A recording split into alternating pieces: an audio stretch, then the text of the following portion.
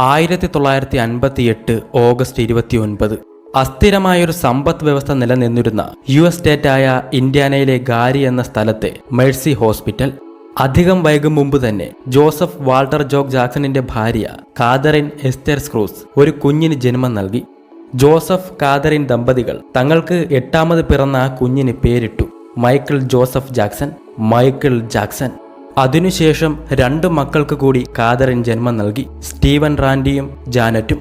അങ്ങനെ 5 സഹോദരന്മാർക്കും 3 സഹോദരിമാർക്കുമൊപ്പം മൈക്കിൾ വളർന്നു. ആ ചെറുഗ്രഹത്തിന് താങ്ങാവുന്നതിലും അധികം ആളുകളായിരുന്നു അതിനുള്ളിൽ ജീവിച്ചത്. സായംകാലങ്ങളിൽ ആ 3 മുറിയുള്ള വീടിന്റെ ഉള്ളിൽ സംഗീതം പരക്കാൻ തുടങ്ങി. അമ്മയായിരുന്നു സംഗീതത്തിൽ മൈക്കിളിന്റെ ഗുരു. കാതറിൻ നേട്ടങ്ങൾ കൊയ്യാൻ മകനെ പ്രചോദിപ്പിച്ചു. അമ്മയുടെ ശിക്ഷണത്തിൽ പോപ്പ് സംഗീതത്തിന്റെ അടിത്തറ അവൻ ഗ്രഹിച്ചു. ഗിറ്റാർ വായനയിൽ താൻ സിദ്ധിച്ച പാഠങ്ങളും അനുഭവങ്ങളും ജോസഫ് മക്കളുമായി പങ്കുവച്ചു. ഉരുക്കു മില്ലിൽ അധ്വാനിച്ചുണ്ടാക്കുന്ന കാശ് കൊണ്ട് ജോസഫ് മക്കൾക്കായി സംഗീത ഉപകരണങ്ങൾ വാങ്ങി. അവർ ഒന്നുചേർന്ന് പരിശീലിക്കാൻ ആരംഭിച്ചു. എല്ലാത്തിനും മേൽനോട്ടം വഹിച്ച് ജോസഫ് അവരുടെയൊപ്പം കൂടി. ബാൻഡിന് അവർ ഒരു പേരുമിട്ടു, ജാക്സൺ ബ്രദേഴ്സ്. 1965 ഓഗസ്റ്റ് 29 ഗാരിയിലുണ്ടായിരുന്ന ഡിപ്പാർട്ട്മെന്റ് സ്റ്റോറിൽ ഒരു ഫാഷൻ ഷോ അരങ്ങേറുന്നു. ഫാഷൻ ഷോയുടെ ഭാഗമായി ജാക്സൺ ബ്രദേഴ്സിന്റെ പരിപാടിയുമുണ്ട്. അതിനുള്ള ഒരുക്കത്തിലായിരുന്നു മൈക്കിളും സഹോദരന്മാരും. പരിപാടിക്ക് മുമ്പ് തന്നെ തങ്ങളുടെ ബാൻഡിന്റെ പേര് മാറ്റാൻ അവർ തീരുമാനിച്ചു. ആ പേര് അവരൊന്ന് മാറ്റി. എന്നിട്ട് പറഞ്ഞു, ദി ജാക്സൺ 5. ഡിപ്പാർട്ട്മെന്റ് സ്റ്റോറിൽ അരങ്ങേറിയ ആ പരിപാടിയായിരുന്നു ദി ജാക്സൺ 5 എന്ന പേരിൽ അവർ നടത്തിയതിൽ ആദ്യത്തേത്. മത്സരങ്ങളെ മുന്നിൽ കണ്ടുള്ള പരിശീലനമായിരുന്നു പിന്നീട്. നിരന്തര പരിശീലനം. സ്കൂളിൽ നിന്നും എത്തിയ കുട്ടികൾ പൂർണ്ണസമയം പരിശീലനത്തിനായി ചെലവഴിച്ചു. ഇല്ലാത്ത പക്ഷം കടുത്ത ശിക്ഷകളാണ് തങ്ങളെ കാത്തിരിക്കുന്നതെന്ന് അവർക്കറിയാം. പരിശീലനം ക്രമേണ കൂടുതൽ കടുത്തു വരികയായിരുന്നു. ചെറിയ തെറ്റുകൾക്ക് പോലും കടുത്ത ശിക്ഷ അയാൾ നൽകി. ഒരു ദിവസം പാടുമ്പോൾ മൈക്ക് ഉപയോഗിച്ച് അഭ്യാസ പ്രകടനങ്ങൾ എങ്ങനെ കാണിക്കാം എന്ന പരിശീലനത്തിലായിരുന്നു ജാക്സൺ 5. പിതാവ് പറഞ്ഞു നൽകിയ പാഠങ്ങൾ അവർ ഗ്രഹിച്ചു. ഷിക്കാഗോയുടെ മത്സരവേദികളിലും ആ സഹോദരന്മാർ തിളങ്ങി. ട്രോഫികളുമായി മടങ്ങിയെത്തുന്ന തന്റെ മക്കളെ കാതറിൻ ആവേശത്തോടെ സ്വീകരിച്ചു. സംഗീത മത്സര വേദികളിൽ തുടരെ നേട്ടങ്ങൾ കൊയ്ത ജാക്സൺ 5 ഷിക്കാഗോയിലെ യുവ സംഗീത രാജാക്കന്മാരാണിപ്പോൾ. തുടരെയുള്ള ഹിറ്റുകളും ടെലിവിഷൻ ഷോകളിലെ സാന്നിധ്യവും മൈക്കിളിനെയും സഹോദരന്മാരെയും താരങ്ങളാക്കി മാറ്റി. മൈക്കിൾ തന്റെ പുതിയ ആൽബത്തിന് പേരിട്ടു ഓഫ് ദി വാൾ. ചരിത്രം സൃഷ്ടിച്ചുകൊണ്ട് ഓഫ് ദി വാൾ ആൽബത്തിന്റെ ടൈറ്റിൽ സോങ്ങും ടോപ്പ് 10 സിംഗിൾസ് പട്ടികയിൽ ഇടം നേടി. മൈക്കിൾ ജാക്സൺ എന്ന ഇതിഹാസ സംഗീതജ്ഞന്റെ വിജയ ചരിത്രത്തിലെ നിർണായക സംഭവമായി മാറി ഓഫ് ദി വാൾ. ഒരു നാൾ സങ്കീർണമായ ഒരു ഡാൻസ് സ്റ്റെപ്പ് പരിശീലിക്കുന്നതിനിടയിൽ മൈക്കിളിന് തന്റെ മേലുള്ള നിയന്ത്രണം നഷ്ടമായി. മൈക്കിൾ നിലത്തേക്ക് പതിച്ചു. സ്റ്റുഡിയോ ജീവനക്കാരും മറ്റും അവന്റെ അടുത്തേക്ക് ഓടിയെത്തി. മൈക്കിളിന്റെ മൂക്കിൽ നിന്നും രക്തം പ്രവഹിക്കുന്നത് അവർ കണ്ടു. ഉടൻ തന്നെ അവർ മൈക്കിളിനെ ആശുപത്രിയിൽ പ്രവേശിപ്പിച്ചു. മൈക്കിളിന്റെ നിർബന്ധത്തെ തുടർന്ന് പ്ലാസ്റ്റിക് സർജറി നടത്താൻ ഡോക്ടർമാർ തയ്യാറായി. 1980 സെപ്റ്റംബർ 26 ജാക്സൺ സഹോദരന്മാരുടെ 13ാമത്തെ സ്റ്റുഡിയോ ആൽബമായി ട്രയംഫ് പുറത്തിറങ്ങി. മൈക്കിളിന്റെയും സഹോദരന്മാരുടെയും പ്രതീക്ഷ തെറ്റിയില്ല. ട്രയംഫ് ആൽബം ഒരു ഹിറ്റായി മാറി. എക്കാലത്തെയും വലിയ വിജയമാകണം തന്റെ പുതിയ ആൽബമെന്ന് മൈക്കിളിന് വാശിയുണ്ടായിരുന്നു. ദീർഘനേരത്തെ ആലോചനയ്ക്കും ചർച്ചകൾക്കും ശേഷം മൈക്കിൾ തന്റെ പുതിയ ആൽബത്തിന് പേരിട്ടു ത്രില്ലർ. ത്രില്ലർ ആൽബത്തിന്റെ വിജയ കുതിപ്പ് മൈക്കിളിൽ ആവേശം നിറച്ചു. ചരിത്ര താളുകൾ മൈക്കിൾ ജാക്സൺ എന്ന 24-കാരനായി മാറ്റിവെക്കപ്പെട്ടതായി. 1983 മാർച്ച് 31 MTVയിൽ ജാക്സന്റെ ബീറ്റ് ഇറ്റ് ആദ്യമായി സംപ്രേഷണം ചെയ്തു. സംഗീതത്തിന്റെയും നൃത്തത്തിന്റെയും ശക്തിയെ വെളിപ്പെടുത്തിയ ഈ ഗാനം മൈക്കിൾ ജാക്സനെ ഒരു ഇന്റർനാഷണൽ പോപ്പ് ഐക്കണാക്കി മാറ്റുന്നതിൽ ഏറെ സഹായിച്ചു. 1983 മാർച്ച് 25 കാലിഫോർണിയയിൽ മോട്ടൌണിന്റെ രജത ജൂബിലി ആഘോഷങ്ങൾ നടക്കുന്നു. കറുത്ത പാൻസും തിളങ്ങുന്ന കറുത്ത ജാക്കറ്റും ഒരു കൈയിൽ മാത്രം തിളങ്ങുന്ന വെളുത്ത കൈയുറയും തലയിൽ ഒരു കറുത്ത തൊപ്പിയും ധരിച്ച് മൈക്കിൾ നൃത്തം ചെയ്യാൻ തുടങ്ങിയപ്പോൾ കാണികൾ ഇളകി മറിഞ്ഞു. ഒടുവിൽ ആ ചരിത്ര മുഹൂർത്തം വന്നെത്തി. മൈക്കിൾ ജാക്സൺ എന്ന ഇതിഹാസ കലാകാരന്റെ മുഖമുദ്രയായി മാറിയ മൂൺ വാക്കിന്റെ ആദ്യ അവതരണം. മൈക്കിളിന്റെ ആ അസാമാന്യ പ്രകടനം കണ്ട് കാണികൾ ആവേശത്തിലായി. പോപ്പ് സംസ്കാരത്തെ തന്നെ പൊളിച്ചെഴുതുകയായിരുന്നു തന്റെ വ്യത്യസ്ത നൃത്ത ചുവടുകളിലൂടെ മൈക്കിൾ.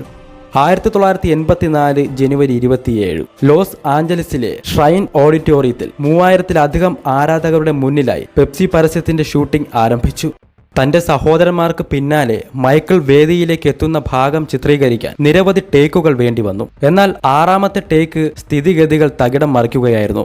മൈക്കിൾ സ്റ്റെപ്പ് ഇറങ്ങിയതിനു ശേഷം ഉണ്ടാകേണ്ട സ്ഫോടനം അല്പം നേരത്തെ സംഭവിച്ചു. തീപ്പൊരികൾ മൈക്കിളിന്റെ തലയിലേക്ക് വീണു. തന്റെ മുടി കത്തി എരിയുന്നത് അറിയാതെ മൈക്കിൾ നൃത്തം തുടർന്നു. ഓടിയെത്തിയ സഹോദരങ്ങളും സംവിധായകൻ ബോബ് ജെറൽഡിയുമാണ് ആ തീ അണച്ചത്. മൈക്കിളിന് സാരമായി പൊള്ളലേറ്റിരുന്നു. ഉടൻ തന്നെ അവർ മൈക്കിളിനെ ആശുപത്രിയിൽ പ്രവേശിപ്പിച്ചു. പ്രശസ്തിയുടെ കൊടുമുടിയിൽ നിൽക്കുമ്പോഴാണ് കാലം മൈക്കിളിനായി ആ ദുരന്തം കാത്തുവെച്ചത്. ആ സംഭവത്തിന് ശേഷം നിരവധി സർജറികൾക്ക് മൈക്കിൾ വിധേയനായി. 1985 മാർച്ച് 8 മൈക്കിളിന്റെ മറ്റൊരു സ്വപ്നവും പൂവണിഞ്ഞ ദിനം. ലോകത്തിന്റെ യാഗ ശ്രദ്ധ പിടിച്ചു പറ്റിക്കൊണ്ട് വി ആർ ദി വേൾഡ് ഒരു സിംഗിളായി പുറത്തിറങ്ങി. താരങ്ങളിൽ താരമായി മൈക്കിൾ ജാക്സൺ എന്ന 27കാരൻ മാറി. അതുകൊണ്ടു തന്നെ മൈക്കിളിൽ സംഭവിക്കുന്ന ഓരോ ചെറിയ മാറ്റവും ലോകത്തിന്റെ യാഗെ ചർച്ചാ വിഷയമായി. മൈക്കിളിന്റെ ത്വക്കിന്റെ കടുത്ത നിറം ക്രമേണ കുറഞ്ഞു വരുന്നത് ആരാധകരുടെ ശ്രദ്ധയിൽപ്പെട്ടു. മൈക്കിൾ വിളറി വെളുക്കുവാൻ തുടങ്ങി. ആ ശരീരത്തിൽ അങ്ങിങ്ങായി വെളുത്ത പാടുകൾ പ്രത്യക്ഷപ്പെടുവാൻ തുടങ്ങി. അതോടെ മൈക്കിളിൽ ഭയവും ആശങ്കയും നിറഞ്ഞു. ക്രമേണ മൈക്കിളിന്റെ ശരീരം മുഴുവൻ വെളുത്ത പാടുകൾ പടർന്നു. അധികം വൈകാതെ പ്രശസ്ത ത്വക്ക് രോഗ വിദഗ്ധൻ ഡോക്ടർ അർണോൾഡ് ക്ലെയിൻ മൈക്കിളിനെ ബാധിച്ചിരിക്കുന്നത് വെള്ളപ്പാണ്ട് രോഗമാണെന്ന് സ്ഥിരീകരിച്ചു. കൂടാതെ തലയോട് ചർമ്മത്തിൽ ഹൈഡ്രോക്സി ക്ലോറോക്വീൻ കുത്തിവയ്പ്പെടുക്കുവാനും ആരംഭിച്ചു. അതുവഴി ശരീരം മുഴുവനും ഒരേ നിറം നിലനിർത്തുകയായിരുന്നു ലക്ഷ്യം. അധികം വൈകാതെ തന്നെ 4ാമതും റൈനോപ്ലാസ്റ്റി സർജറിക്ക് മൈക്കിൾ വിധേയനായി. 1987 ഓഗസ്റ്റ് 31 വാനോളം ഉയർന്ന ആരാധക പ്രതീക്ഷയുടെ മുന്നിലേക്ക് മൈക്കിൾ ജാക്സന്റെ 7ാമത്തെ സ്റ്റുഡിയോ ആൽബമായി ബാഡ് അവതരിച്ചു. വൻ വരവേൽപ്പാണ് ആൽബത്തിന് ലഭിച്ചത്. ഇടവേളകളിൽ അധിക സമയവും കുട്ടികൾക്കൊപ്പം ആയിരിക്കുവാൻ മൈക്കിൾ ശ്രമിച്ചു. ടോക്കിയോയിലെ സ്കൂളുകളിലും അനാഥ മന്ദിരങ്ങളിലും മൈക്കിൾ അതിഥിയായി എത്തി.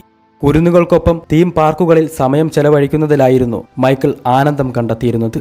നിർധരരായ വിദ്യാർത്ഥികൾക്കും ജീവകാരുണ്യ പ്രസ്ഥാനങ്ങൾക്കും ധനസഹായം നൽകുവാൻ മൈക്കിൾ തയ്യാറായി. ആൽബങ്ങളുടെ വിറ്റുവരവിൽ നിന്നും മറ്റ് കരാറുകളിൽ നിന്നുമായി $125 മില്യൺ ആയിരുന്നു 1989 മൈക്കിളിന് ലഭിച്ചത്. എല്ലാ അർത്ഥത്തിലും സംഗീത ലോകം വാഴുന്ന അരജനായി മൈക്കിൾ ജാക്സൺ മാറി. ജീവിക്കുന്ന ഇതിഹാസമായി മാറുമ്പോഴും പോപ്പ് സംഗീത രാജാവിന്റെ മനസ്സ് ശാന്തമായിരുന്നില്ല. മാധ്യമങ്ങളും പാപ്പരാസികളും മെനഞ്ഞെടുക്കുന്ന അപവാദ കഥകളെ അവഗണിച്ചിരുന്ന മൈക്കിളിന് കടുത്ത നെഞ്ചുവേദനയെ തുടർന്ന് ആഴ്ചകളോളം ആശുപത്രി കിടക്കയിൽ ചെലവഴിക്കേണ്ടതായി വന്നു. ആശുപത്രിയിൽ നിന്നും തിരികെ എത്തിയ മൈക്കിൾ അധിക സമയവും സ്റ്റുഡിയോയിലായിരിക്കുവാൻ ശ്രമിച്ചു. ആദ്യ ആൽബം ഒരുക്കുമ്പോഴുണ്ടായിരുന്ന അതേ ആവേശം അപ്പോഴും ആ കണ്ണുകളിൽ മിന്നി മറയുന്നുണ്ടായിരുന്നു. ശാരീരിക അസ്വസ്ഥതകൾ മറന്ന് മൈക്കിൾ പാടി. അങ്ങനെ 1991 ഒക്ടോബർ 29 16 മാസം നീണ്ടുനിന്ന റെക്കോർഡിങ്ങിന് പരിസമാപ്തിയായി. അതുവരെയുള്ള മൈക്കിളിന്റെ സംഗീത ജീവിതത്തിലെ ഏറ്റവും ദൈർഘ്യമേറിയ റെക്കോർഡിംഗ് ആയിരുന്നു ഡേഞ്ചറസിന്റേത്. ആൽബം റിലീസായി ആദ്യ ആഴ്ചയിൽ തന്നെ ബിൽബോർഡ് 200 ലിസ്റ്റിൽ ഒന്നാമതെത്തി ഡേഞ്ചറസ്. എന്നാൽ മൈക്കിൾ അറിഞ്ഞിരുന്നില്ല ജീവിതത്തിലെ നിർണായക ദിനങ്ങളിലേക്കാണ് താൻ ചുവടുവെച്ചെത്തുന്നതെന്ന്. ഇതിഹാസമെന്നും ദൈവദൂതനെന്നും സംഗീത സാമ്രാജ്യം വാഴുന്ന രാജാവെന്നും ലോകം അത്യാരാധനയോടെ വിളിച്ച മൈക്കിൾ ജാക്സന്റെ ജീവിതത്തിലെ പ്രതിസന്ധികളുടെ ഒരു പ്രളയം തന്നെയായിരുന്നു കാലം കാത്തുവെച്ചത്. ബാഡിൽ നിന്നും ഡേഞ്ചറസ് യുഗത്തിലേക്ക് മൈക്കിൾ എത്തിയപ്പോൾ ആ സംഗീതത്തിലെ എന്ന പോലെ വ്യക്തിജീവിതത്തിലും പരിണാമങ്ങൾ ഏറെ സംഭവിച്ചു. മൈക്കിൾ ജാക്സൺ പ്രായപൂർത്തിയാകാത്ത ഒരു ആൺകുട്ടിയെ ലൈംഗികമായി ദുരുപയോഗം ചെയ്തതായി വ്യാജ ആരോപണം ഉയർന്നു. അങ്ങനെ കുട്ടികളെ ലൈംഗികമായി ചൂഷണം ചെയ്തു എന്ന കുറ്റത്തിന് മൈക്കിൾ ജാക്സനെതിരെ അന്വേഷണം നടക്കുകയാണെന്ന് ആദ്യമായി ലോകമറിഞ്ഞു. കടന്നുപോയ 3 പതിറ്റാണ്ടുകാലം അനുപമമായ സർഗവൈഭവം കൊണ്ട് ലോകമെങ്ങും സംഗീതമായി പെയ്തിറങ്ങിയ ആ കലാകാരന്റെ സ്വകാര്യ ജീവിതം വേട്ട നായ്ക്കളുടെ ശൗര്യത്തോടെ പിച്ചു ചീന്തുവാൻ പാപ്പരാസികൾ മത്സരിക്കുകയായിരുന്നു. 1993 ഡിസംബർ 20 ലോസ് ആഞ്ചലസിലെയും സാന്താർ ബാർബർ കൗണ്ടിയിലെയും പോലീസ് ഉദ്യോഗസ്ഥരും നിയമവിഭാഗം മേധാവികളും ഒരു കോടതി ഉത്തരവിന്റെ ബലത്തിൽ നെവർലാൻഡിന്റെ ഗേറ്റ് കടന്ന് മൈക്കിളിന്റെ ഭവനത്തിലേക്ക് വീണ്ടുമെത്തി. ചോദ്യം ചെയ്യലിനോ പരിശോധനയ്ക്കോ വിസമ്മതിച്ചാൽ അറസ്റ്റ് ചെയ്ത് കോടതിയിൽ ഹാജരാക്കുവാനും അവർക്ക് നിർദ്ദേശം ലഭിച്ചിരുന്നു. തുടക്കത്തിൽ വിസമ്മതിച്ചുവെങ്കിലും പിന്നീട് കോടതി വിധിയെ മാനിക്കുവാൻ മൈക്കിൾ തയ്യാറായി. അരുത് എന്ന് കേണപേക്ഷിച്ചുവെങ്കിലും അവരുടെ ആവശ്യത്തെ എതിർക്കുവാൻ മൈക്കിളിനാകുമായിരുന്നില്ല. അങ്ങനെ കുറ്റാന്വേഷകർക്കും ഡോക്ടർമാർക്കും മുൻപിൽ മൈക്കിളിന്റെ ശരീരത്തിൽ നിന്നും ധരിച്ചിരുന്ന വസ്ത്രങ്ങൾ ഓരോന്നായി അപ്രത്യക്ഷമാക്കപ്പെട്ടു. ആ നഗ്ന ശരീരം ഡിസ്ട്രിക്ട് അന്റോർണിയയുടെ ഫോട്ടോഗ്രാഫർ ഗാരി സ്പീഗറിന്റെ ക്യാമറ കണ്ണുകൾ തുരുതുരെ പകർത്തി. മൈക്കിളിനെ സംബന്ധിച്ചിടത്തോളം അതുവരെയുള്ള ജീവിതത്തിൽ താൻ നേരിട്ട ഏറ്റവും കടുത്ത മാനസിക പീഡനമായിരുന്നു അത്. 1993 ഡിസംബർ 22 താൻ നിരപരാധിയാണെന്ന വാദവുമായി മൈക്കിൾ ടെലിവിഷൻ സ്ക്രീനിന് മുൻപിലെത്തി. കേസ് അന്വേഷണം തന്നെ മാനസികമായി തളർത്തിയതായി മൈക്കിൾ ലോകത്തോട് പറഞ്ഞു. ഇടർന്ന ശബ്ദത്തോടെയുള്ള മൈക്കിളിന്റെ ആ സംസാരം കേട്ട് ആരാധകർ വികാരാധീനരായി. അപ്പോഴേക്കും മൈക്കിളും ലിസ മേരി പ്രസ്ലിയും പിരിയാൻ പറ്റാത്ത വിധം അടുത്തിരുന്നു. ഒടുവിൽ ജൂലൈ പകുതി ആയപ്പോഴേക്കും തങ്ങൾ 2 മാസം മുമ്പ് വിവാഹിതരായ വിവരം മൈക്കിളും ലിസയും ലോകത്തെ അറിയിച്ചു. ഇതിനിടയിൽ ചരിത്രമായി മാറുമെന്ന് പൂർണ്ണ ബോധ്യമുള്ള തന്റെ ആൽബത്തിന് മൈക്കിൾ പേരുമിട്ടു ഹിസ്റ്റോറി. സംഗീത ചരിത്രത്തിൽ പുതിയ ഏടുകൾ സൃഷ്ടിച്ചുകൊണ്ട് മൈക്കിൾ ജാക്സന്റെ ഹിസ്റ്റോറി ആൽബം വിജയക്കുതിപ്പ് തുടർന്നു. മൈക്കിളിനും ഭാര്യ ലിസയ്ക്കുമിടയിൽ അസ്വാരസ്യങ്ങൾ ഉടലെടുത്തു. കുട്ടികളുമായുള്ള മൈക്കിളിന്റെ ബന്ധം തന്നെയായിരുന്നു അവർക്കിടയിൽ അകൽച്ച സൃഷ്ടിക്കുവാൻ കാരണമായത്.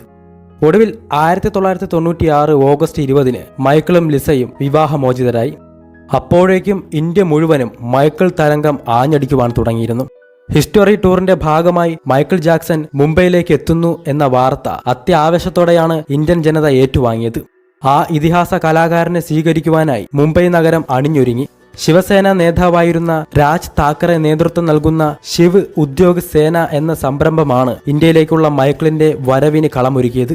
അങ്ങനെ ഇന്ത്യയിൽ പരിപാടി അവതരിപ്പിക്കണം എന്ന മൈക്കിളിന്റെ വലിയ സ്വപ്നം യാഥാർത്ഥ്യമായി. ഒപ്പം ആ കലാകാരനെ ഒരു നോക്ക് കാണാനുള്ള ലക്ഷക്കണക്കിന് ഇന്ത്യക്കാരുടെ മോഹവും പൂവണിഞ്ഞു. ഒരു തിരിച്ചുവരവ് ഉണ്ടാകുമെന്ന് ഉറപ്പു നൽകിയ ശേഷമാണ് ഇന്ത്യൻ മണ്ണിനോട് ആ ഇതിഹാസ സർഗ പ്രതിഭ യാത്ര പറഞ്ഞത്. വർഷങ്ങളായി മൈക്കിളിന്റെ പേഴ്സണൽ നഴ്സായി പ്രവർത്തിച്ചു വന്നിരുന്ന സ്ത്രീയാണ് ഡെബ്ബി. ഡെബ്ബിയെ വിവാഹം ചെയ്യാൻ മൈക്കിൾ തീരുമാനിച്ചു. ഒടുവിൽ 1996 നവംബർ 13 38 വയസ്സുകാരൻ മൈക്കിളും 37 വയസ്സുകാരി ഡെബ്ബിയും വിവാഹിതരായി. 1997 ഫെബ്രുവരി 13 ഡെബ്ബി റോവ് മൈക്കിൾ ജാക്സന്റെ ആദ്യ കുഞ്ഞിന് ജന്മം നൽകി. ഒരാൺകുഞ്ഞിന്റെ പിതാവായതിലെ സന്തോഷം മൈക്കിൾ മറച്ചുവെച്ചില്ല. തന്റെ മുത്തച്ഛന്റെ പേര് തന്നെ മൈക്കിൾ അവനിട്ടു, പ്രിൻസ് മൈക്കിൾ ജാക്സൺ. ഇതിനിടയിൽ തന്നെ പുതിയ ബിസിനസ് ചുവടുവയ്പ്പുകളെപ്പറ്റി മൈക്കിൾ ആലോചിച്ചു തുടങ്ങിയിരുന്നു. 1998 ഏപ്രിൽ 3 മൈക്കിൾ ജാക്സന്റെ രണ്ടാമത്തെ കുഞ്ഞ് ജനിച്ചു. അവൾക്ക് പാരീസ് മൈക്കിൾ കാതറിൻ ജാക്സൺ എന്ന് മൈക്കിൾ പേരിട്ടു. 2001 September 10 Michael Jackson the 13 anniversary സെലിബ്രേഷന്റെ ഭാഗമായുള്ള രണ്ടാമത്തെ കൺസേർട്ട് നടന്നത്. റോക്ക് മൈ വേൾഡ് അവതരിപ്പിച്ചുകൊണ്ട് ആഘോഷ പരിപാടികൾക്ക് മൈക്കിൾ വിരാമമിട്ടു. 2006 നവംബർ 15 ലണ്ടനിൽ അരങ്ങേറിയ 18ാമത് വേൾഡ് മ്യൂസിക് അവാർഡ്സ് വേദിയിലെത്തിയ ബിയോൺസെ ആ വർഷത്തെ ഡയമണ്ട് അവാർഡ് ജേതാവിനെ പ്രഖ്യാപിച്ചു. പോപ്പ് സംഗീത രാജാവ് മൈക്കിൾ ജാക്സൺ. 2009 ജൂൺ 25 തിരക്കുകളുടെ ലോകത്തേക്ക് ലോസ് ആഞ്ചലസ് ഉറക്കമുണർന്നു. സ്റ്റേപ്പിൾസ് സെന്ററിൽ രാവിലെ തന്നെ നർത്തകരും സംഗീതജ്ഞരും സാങ്കേതിക വിദഗ്ധരും പരിശീലനത്തിനായി ഒത്തുചേർന്നു. മൈക്കിൾ രാവിലെ തന്നെ എത്തുമെന്ന് അറിയിച്ചിട്ടുള്ളതാണ്. മണിക്കൂറുകൾ കടന്നുപോയി. ഉച്ചയോടടുത്തിട്ടും മൈക്കിൾ അവിടേക്ക് എത്തിയില്ല. സമയം 12:22. ലോസ് ആഞ്ചലസ് ഫയർ ഡിപ്പാർട്ട്മെന്റ് ഓഫീസിൽ നിന്നും ഒരു ആംബുലൻസ് 100 നോർത്ത് കരോൾവുഡ് ഡ്രൈവിലെ ഒരു വീട് ലക്ഷ്യമാക്കി കുതിച്ചു. 3 മിനിറ്റിനുള്ളിൽ ലക്ഷ്യസ്ഥാനത്തെത്തിയ വൈദ്യസംഘം കണ്ടത് നിശ്ചലനായി തന്റെ ബെഡിൽ കിടക്കുന്ന മൈക്കിൾ ജാക്സനെയാണ്. ഉടൻ തന്നെ അവർ മൈക്കിളിനെ റൊണാൾഡ് റീഗൻ UCLA മെഡിക്കൽ സെന്ററിൽ എത്തിച്ചു. മൈക്കിളിന് എന്ത് സംഭവിച്ചു എന്നറിയാൻ ലോകം മുഴുവനും കാത്തിരുന്നു. ഒടുവിൽ 2:26 സംഗീത സമ്പൂർണമായിരുന്ന ആ ഹൃദയത്തിന്റെ സ്പന്ദനം നിലച്ചതായി അറിയിപ്പെത്തി. ആ വിയോഗ വാർത്ത കേട്ട് ലോകം വിതുമ്പി. Michael Jackson ഓർമ്മകളിലേക്ക് പറന്നകന്നു. ഐതിഹാസികമായിരുന്ന ആ സർഗപര്യയ്ക്ക് അപ്രതീക്ഷിതമായി യവനിക വീണു. വിവാദ കോലാഹലങ്ങളില്ലാത്ത, മനസ്സിനെ കുത്തി നോവിക്കുവാൻ കൂരമ്പുകളില്ലാത്ത സാന്ദ്ര സംഗീതം നിറഞ്ഞ മറ്റൊരു ലോകത്തേക്ക് ആ ഇതിഹാസ നക്ഷത്രം യാത്രയായി. എന്നാൽ ജീവിതകാലം മുഴുവനിലും തുടർന്നിരുന്ന ദുരൂഹത മരണത്തിലും മൈക്കിൾ നിലനിർത്തി. മൈക്കിൾ ജാക്സന്റെ മരണകാരണം അന്വേഷിച്ചവർക്ക് വ്യക്തമായൊരു ഉത്തരം ലഭിച്ചില്ല.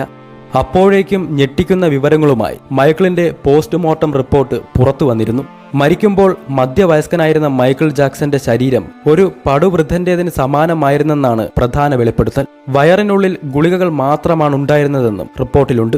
വേദന സംഹാരി കുത്തിവയ്പ്പുകൾക്ക് പുറമെയാണ് മൈക്കിൾ ഈ ഗുളികകൾ കഴിച്ചിരുന്നത്. വിഗ് വച്ചിരുന്ന മൈക്കിളിന്റെ തലയിൽ വളരെ കുറച്ചു മുടിയേ ഉണ്ടായിരുന്നുള്ളൂവെന്നും പരിശോധനയിൽ വെളിവായി.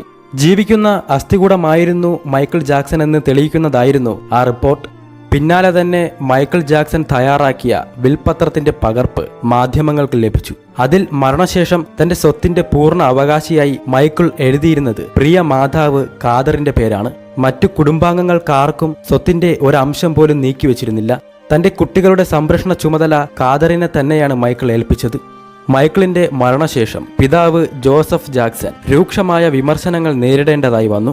പ്രിയപുത്രന്റെ മരണത്തിൽ ദുഃഖാർദ്ധരനായി കാണപ്പെടേണ്ടിയിരുന്ന ജോസഫ് പൂർണ്ണ സന്തോഷത്തോടെ മാധ്യമ കണ്ണുകൾക്ക് മുൻപിൽ എത്താൻ മത്സരിക്കുകയായിരുന്നു.